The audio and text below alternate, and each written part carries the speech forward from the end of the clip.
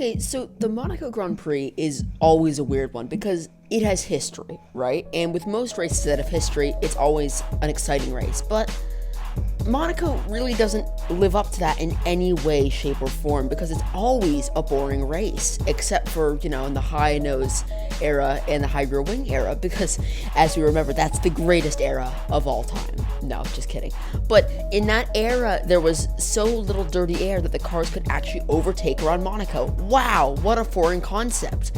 But now that's just not a thing. So how do you even talk about this race in any sort of a good sense other than just a strategy battle? Because that's pretty much all it is.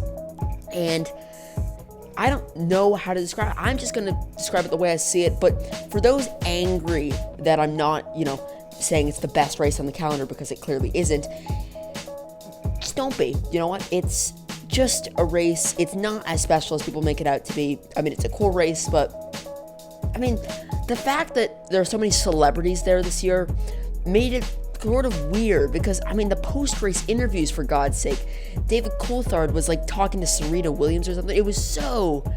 It's beyond cringe, and cringe is now a cringy word, so I can't even say that.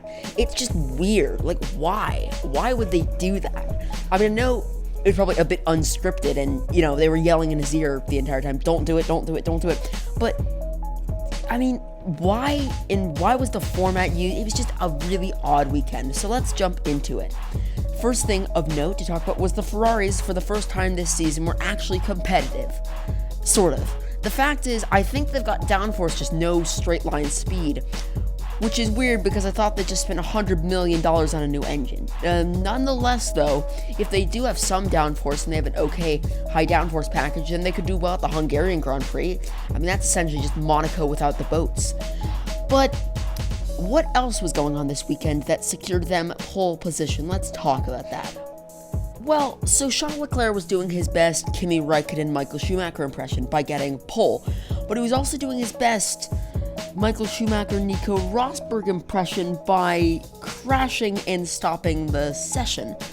Not the best way to get pole, especially considering it instantly took him out of the race because his gearbox was unusable, and on the formation lap he couldn't even get going. It was just so weird, the entire situation there. I know it probably wasn't intentional, but the fact is, I think it is semi-intentional because the drivers judged that corner that he crashed on with so much precision that I just don't think a driver like Charles Leclerc, who has so much experience at the Monaco Grand Prix track, in Formula 2 and Formula 1 cars, I can't imagine how it's possible that he just misjudged it like that. I think it was a bit of a crash on purpose that was not done well. Your Rosberg, Schumacher people, they could do that better. Michael Schumacher was able to stop the session by getting caught up at the final couple of corners, and Rosberg was able to lock up his brakes and end Hamilton's lap. Both drivers that are in Rosberg's case, sort of good, Michael Schumacher's case, really good, that both know how to, stop the session at Monaco.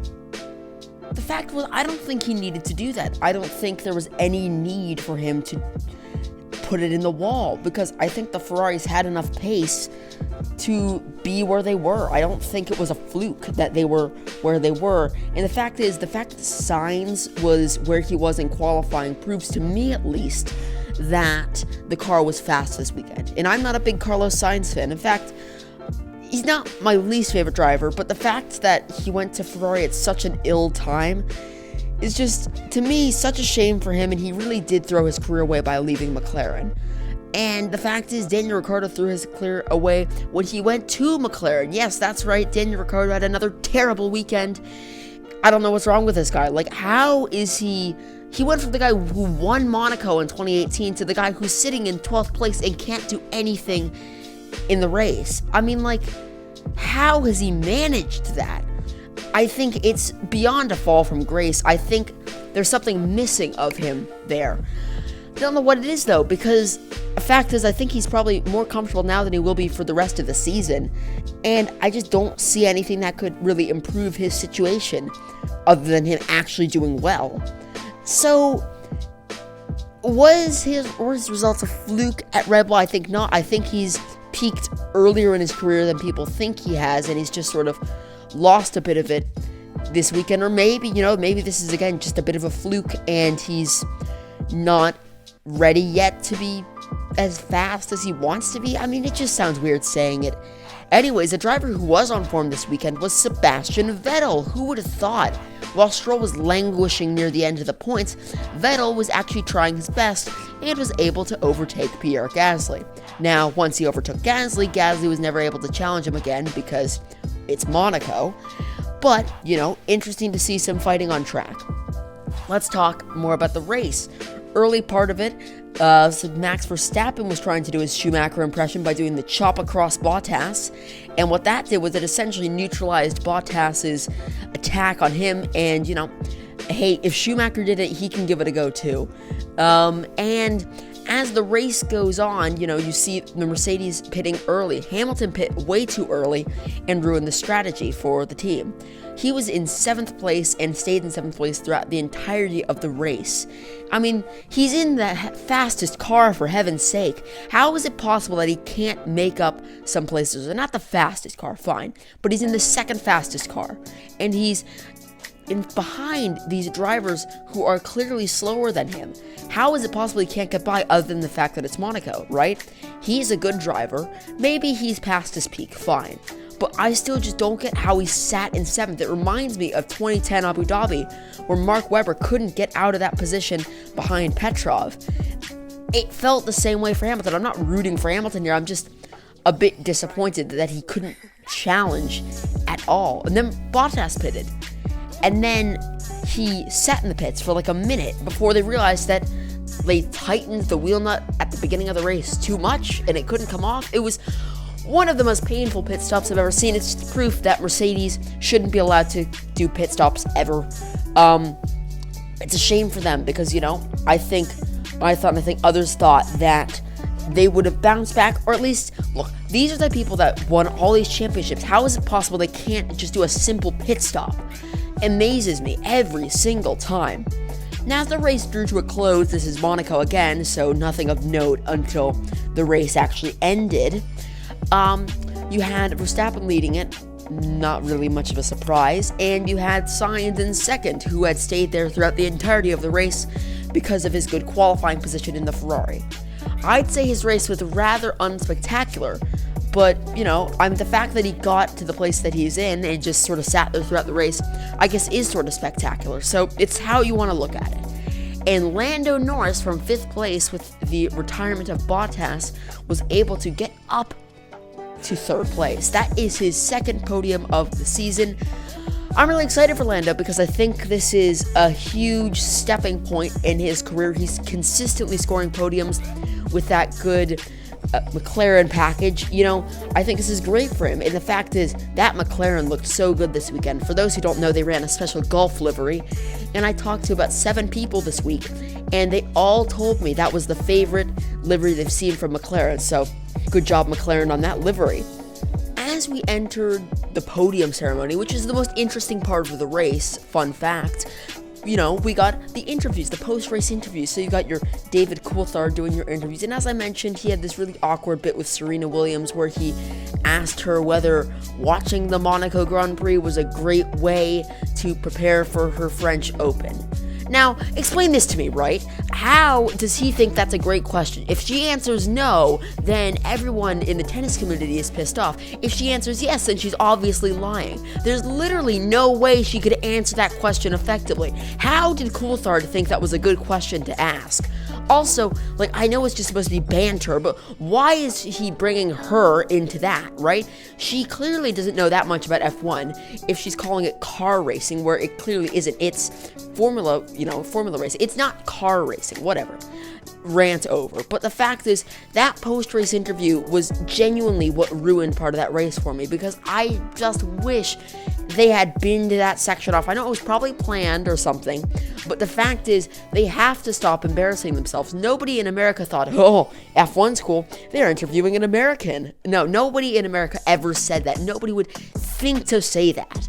Anyways, the actual podium ceremony itself, they brought some brass band out to play trumpet or something for the national anthem.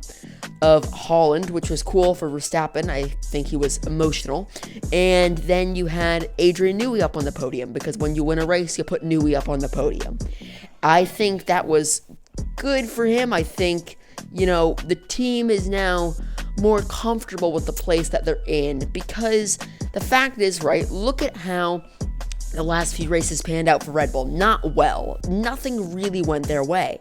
And now that it sort of has gone their way in a race, Hamilton and Mercedes were absolutely nowhere. They've taken back the lead of the championship. I think this is their time to shine. Now, that's all I can say about the sort of racing there and what do I think is going to happen. Championship-wise, I think Red Bull is now on the front foot. They've got their best foot forward. I think they can go for it. I've always thought that they could go for it, but the fact is, if they miss out on it because of reliability, per se, or something like that, I think no one at that team will be happy, because you cannot argue with the fact that they now have a championship-winning car. Now, you thought the race was over there. Oh, heavens no, it is not, because the post-race show, something I never watch except for today, was hosted by your Will Buxton, normal guy, and then your drunkard Canadian, who is also known as Jacques Villeneuve. He dropped some ridiculous points about how Carlos Sainz is better than Charles Leclerc or something. I mean, I understand why everyone hates this guy. I mean, he's just talking utter crap. No one is listening to you. Just leave, right? Who invited him to be like post-race show, right?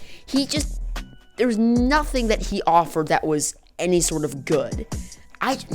I'm angry about that, because there's so many great drivers they could have gotten there. They could have gotten any driver who lives in Monaco, literally any of them, and then you're on the post-race show. But guess what? They didn't. They chose Villeneuve. I mean, this guy who's known for having controversial opinions, not facts, opinions. That's all he speaks in.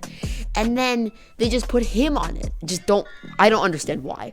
But overall, a very good race weekend. I'm excited for the next one, which I actually don't know where it is at. Just checked, it's in Azerbaijan. That's going to be an amazing race. It's one of my favorites of the season, or favorite street races of the season. It's not really a real race, but, it will be great to see if there's some interesting overtaking. The fact is, even if it's not known to be the greatest track for overtaking Azerbaijan, there will be more overtakes there than there will be in Monaco. There will be more overtakes there than there will be in Monaco plus Spain put together, right? That's going to be great. After that, France, which is going to be a snooze fest, in Austria, which I'm excited for. There's 2 Austrian Grand Prix this year. That's exciting. And the Dutch Grand Prix is going to be in September this year, which I think is a bit weird, but, timing is timing. COVID, I guess. And I'm just looking at the schedule right now. The Russian Grand Prix is still on the schedule. That is a shame. Anyways, that is pretty much it from me. I hope you did enjoy. If you did, consider liking and subscribing, because apparently that does something in the YouTube algorithm. If not, explain why you didn't like this video. This seems to dissuade people from actually just liking the video. Thank you very much. Goodbye.